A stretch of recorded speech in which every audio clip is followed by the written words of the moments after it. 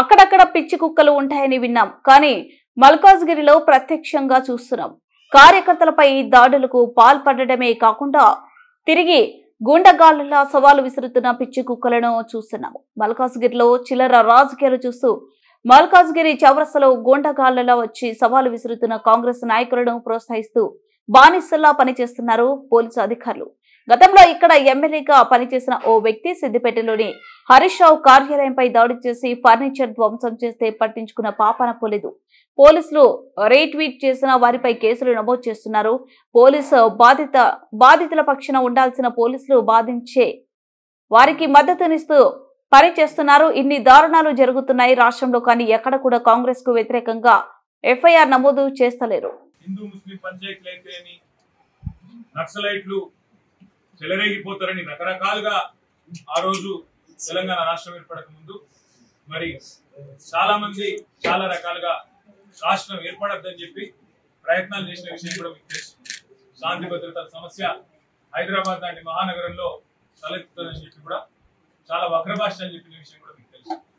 కానీ 9.5 సంవత్సరాలు ఒక్కటంటే ఒక్క రోజు కూడా కర్ఫ్యూ పెట్టాల్సిన అవసరం లేకుండా ఒక్కటంటే ఒక్కటి కూడా మరి గుండాగర్దీ కానీ చిల్లర రౌడీ షీటర్లు వాళ్ళ దురాగతాలు కానీ ఇట్లాంటివి ఏవి కూడా లేకుండా 9.5-10 ఏళ్ల పాటు ప్రశాంతమైన వాతావరణంలో హైదరాబాద్ మహానగరం మరి కేసీఆర్ గారి నాయకత్వంలో ముందుకు పోయింది.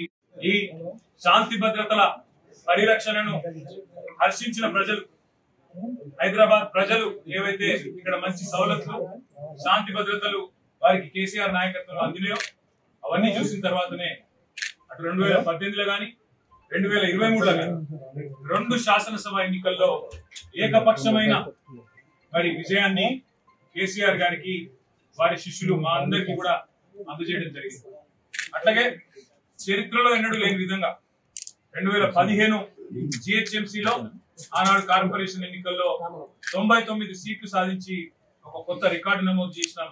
మళ్ళీ రెండవసారి కూడా 2020 సంవత్సరంలో తిరిగి మళ్ళీ గులాబీ జెండానే ఏకపక్షంగా గెలిచి హైదరాబాద్ మీద తనకున్న పట్టును రుజువు చేసుకున్న విషయాన్ని కూడా నేను గుర్తు చేస్తా ఉన్నాను. కానీ హైదరాబాద్ లో ఒక్క సీటు రాలేదనే కోపంతో హైదరాబాద్ ప్రజల మీద పగబట్టి హైదరాబాద్ లో ఉన్న శాంతియుతమైన వాతావరణాన్ని చెడగొట్టైనా సరే మరి ఇక్కడ ఉండే నాయకులను ఇక్కడ ఉండే మా సోదరులను రెచ్చగొట్టి అవసరమైతే శాంతి భద్రతల సమస్య సృష్టించైనా సరే ఈసారి గూండాగర్దీతోని చిల్లర రాజకీయంతో గెలవాలనే ప్రయత్నం కాంగ్రెస్ పార్టీ చేస్తున్నట్టుగా కనబడతా ఉన్నది. నిజంగానే నిన్న మొన్న ఎవరు అంటే నాయకులను ఇక్కడ ఉండే మా సోదరులను రెచ్చగొట్టి అవసరమైతే శాంతి భద్రతల సమస్య సృష్టించైనా సరే ఈసారి గూండాగర్దీతోని చిల్లర రాజకీయంతో గెలవాలనే ప్రయత్నం కాంగ్రెస్ పార్టీ చేస్తున్నట్టుగా కనబడతా ఉన్నది. నిజంగానే నిన్న మొన్న ఎవరు అంటే నేను నమ్మలేదు. హైదరాబాద్ లో పిచ్చి కుక్కలు విరిగిపోయినాయి, కానీ ముఖ్యంగా మల్కాజ్గిరిలో పిచ్చి కుక్కలు బాగా విరిగేట్టున్నాయి. లేకపోతే ఎవడన్నా మెడ మీద తలకాయ ఉన్నాడు గంట సేపు వచ్చి మల్కాజ్గిరి చివరస్తాల గుండగాలను తీసుకొచ్చి గంట సేపు ట్రాఫిక్ జామ్ చేస్తూ నేను ఇక్కడికి వచ్చినా నువ్వు రా అని చెప్పి బస్తీ మీద సవాల్ అని చెప్పి చిల్లర రాజకీయం చేస్తుంటే ఏం చేస్తున్నది పోలీస్ యంత్రాంగం అని నేను అడుగుతున్నాను. మా ఎమ్మెల్యేలను అరెస్ట్ చేసుడు కాదు, మా నాయకులను హౌస్ అరెస్ట్ చేసుడు కాదు, ఏం చేస్తున్నారు మీరు ఈ గుండాగాళ్లకు నియంత్రించడానికి నేను అడుగుతా ఉన్నా. ఇలా ఒకటే మాట నేను అనేది, అసలు ఏమి అధికారం ఉన్నది కాంగ్రెస్ పార్టీ నాయకులకు మల్కాజ్గిరిలో? ఇవాళ ఇక్కడ ఎమ్మెల్యే గారు బీఆర్ఎస్ పార్టీ నుంచి ఉన్నారు, గౌరవ కార్పొరేటర్లు ఉన్నారు, మా సునీత రాము యాదవ్ గాని, సబితా అనిల్ కిషోర్ గాని, మా సోదరి విజయశాంతి శ్రీనివాస్ రెడ్డి గాని, మా వాళ్ళందరూ ఉన్నారు. వాళ్ళందరూ ఏ ప్రోగ్రాం పోయినారు? దేవుడికి గుళ్ళకు చెక్కులు ఇచ్చే కార్యక్రమానికి పోతే అది కూడా కావాల్సుకొని మీ అడ్డాల పెట్టుకొని ఆడ వీరికి పందలైన మీ అనుచరులను పెట్టి గుండగాలను పెట్టి ఆ వాళ్ళ మీద దాడి చేయించి ఏం చేయదలుచుకున్నారని నేను అడుగుతా ఉన్న కాంగ్రెస్ పార్టీ నాయకులను, చిల్లర గుండగాలు. ఒకటి గుర్తు పెట్టుకోండి, అధికారం ఎవడి అబ్బసొత్తు కాదు, అధికారం ఎవడికి శాశ్వతం కాదు. మళ్ళా మా టైం వస్తుంది. ఇవాళ కట్టు బానిసల్లాగా పనిచేస్తున్న అధికారులు ఏమవుతున్నారో నేను వాళ్ళకి చెప్తున్నా, ఇలా రాసి పెట్టుకోండి. రేపు మళ్ళా మా ప్రభుత్వం వచ్చినాక మిమ్మల్ని ఒక్కొక్కరిని ఏం చేయాలో రాసి పెట్టుకుంటున్నాం, చేసి చూపెడతామని చెప్పి కూడా నేను విజ్ఞప్తి చేస్తా ఉన్నాను. మీరు కట్టు బానిసల్లాగా పనిచేసి ఇలా మా రాము యాదవ్ మీద 1 కాదు 2 కాదు 7 FIRలు చేశారు. జగదీష్ గౌడ్ మీద చేసిండ్రు, చిన్న యాదవ్ మీద చేసిండ్రు, మా సబితమ్మ మీద, మా కార్పొరేటర్ గారి మీద దాడి చేసి ఇలా వారిని కూడా గాయపరిచింది. ఇదేనా రాజకీయం? ఇదేనా హైదరాబాద్ ప్రజలు కోరుకున్నది మీ నుంచి? మీకు దమ్ముంటే చేతనైతే మాకంటే ఎక్కువ అభివృద్ధి చేయండి, హైదరాబాద్ లో చేసి చూపెట్టి ప్రజల మనసు గెలవండి.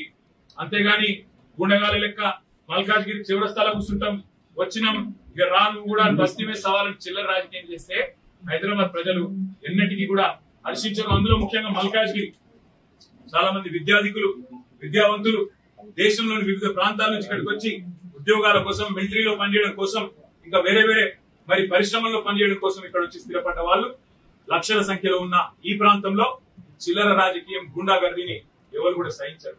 ఎక్కడ ఉన్నది ఈ రాష్ట్రంలో శాంతి భద్రతలు? ఇక్కడ ఉండే ఒక ఎక్స్ఎమ్మెల్యే డైరెక్ట్ గా పోయి సిద్దిపేటలో మా మాజీ మంత్రి హరీష్ రావు గారి క్యాంప్ కార్యాలయం మీద దాడి చేసి అక్కడ ఉండే బోర్డులు ధ్వంసం చేసి హరీష్ రావును పెట్రోల్ పోసి తగలబెడతా అని చెప్పి బహిరంగంగా కెమెరాల ముందు మాట్లాడితే కేసులు పెట్టలేని సన్నాసులు, పిరికి పందలు ఈ రాష్ట్ర పోలీసులు. మీరు ఏమో అనుకుంటున్నారు కానీ పక్కాగా నేను చెప్తున్నా, రాసి పెట్టుకోండి. ఇవాళ శశిధర్ గౌడ్ అనే ఒక పిల్లగాడు రీట్వీట్ కొడితే ఆయన మీద కేసు పెట్టిండ్రు. చిల్లర రాజకీయం చేస్తే హైదరాబాద్ ప్రజలు ఎన్నటికీ కూడా హర్షించారు. అందులో ముఖ్యంగా మల్కాజ్గిరి చాలా మంది విద్యాధికులు, విద్యావంతులు దేశంలోని వివిధ ప్రాంతాల నుంచి ఇక్కడికి వచ్చి ఉద్యోగాల కోసం, మిలిటరీలో పనిచేయడం కోసం, ఇంకా వేరే మరి పరిశ్రమల్లో పనిచేయడం కోసం ఇక్కడ వచ్చి స్థిరపడ్డ వాళ్ళు లక్షల సంఖ్యలో ఉన్న ఈ ప్రాంతంలో చిల్లర రాజకీయం, గుండాగర్దీని ఎవరు కూడా సహించారు. ఇక్కడ ఉన్నది ఈ రాష్ట్రంలో శాంతి భద్రతలు? ఇక్కడ ఉండే ఒక ఎక్స్ఎమ్మెల్యే డైరెక్ట్ గా పోయి సిద్దిపేటలో మా మాజీ మంత్రి హరీష్ రావు గారి క్యాంప్ కార్యాలయం మీద దాడి చేసి అక్కడ ఉండే బోర్డులు ధ్వంసం చేసి హరీష్ రావును పెట్రోల్ పోసి తగలబెడతా అని చెప్పి బహిరంగంగా కెమెరాల ముందు మాట్లాడితే కేసులు పెట్టలేని సన్నాసులు, పిరికి పందలు ఈ రాష్ట్ర పోలీసులు. మీరు ఏమో అనుకుంటున్నారు కానీ పక్కాగా నేను చెప్తున్నా, రాసి పెట్టుకోండి. ఇవాళ శశిధర్ గౌడ్ అనే ఒక పిల్లగాడు రీట్వీట్ కొడితే ఆయన మీద కేసు పెట్టిండ్రు. కానీ పెట్రోల్ పోసి తగలబెడతాను కాంగ్రెస్ చిల్లర నాయకుడు మాట్లాడితే వాని మీద కేసు ఉండదు. ఇదేనా నీ పోలీసింగ్? ఇదేనా పోలీసులు నడవాల్సిన పద్ధతి? అధికార పార్టీకి తొత్తులుగా, కట్టు బానిసలుగా ఇదేనా పనిచేసే పద్ధతి అని నేను అడుగుతా ఉన్నాను. ఇవాళ ఏకపక్షంగా ఏ అధికారులు అయితే కాంగ్రెస్ పార్టీ కార్యకర్తలాగా పనిచేస్తున్నారో ఒక్కొక్కరిని ఏం చేస్తామో అధికారంలోకి వచ్చిన తర్వాత తప్పకుండా చేసి చూపెడతామని చెప్పి నేను విజ్ఞప్తి చేస్తాను. ఇప్పటికైనా వరుస మార్చుకోండి. మొన్ననే